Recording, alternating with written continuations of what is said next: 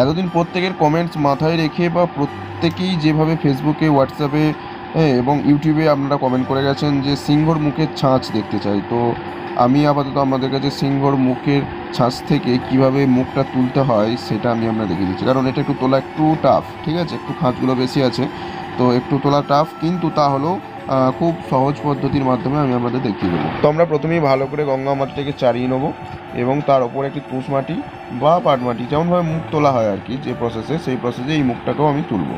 তো ভিডিওটি পুরো দেখুন, তাহলেই বুঝতে পেরে যাবেন।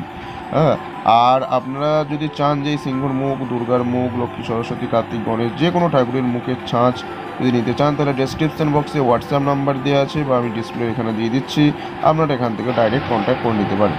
তো আজকের এই ভিডিওটি যদি আপনাদের ভালো লেগে থাকে অবশ্যই একটি লাইক করবেন, কমেন্টে জানাবেন আপনাদের কেমন লেগেছে, এবং চ্যানেলে যদি নতুন হয়ে থাকেন এরকম ঠাকুর রিলেটেড ভিডিও পাওয়ার জন্য অবশ্যই আমার এই আর্ট গোপাল চ্যানেলটি সাবস্ক্রাইব করতে ভুলবেন না।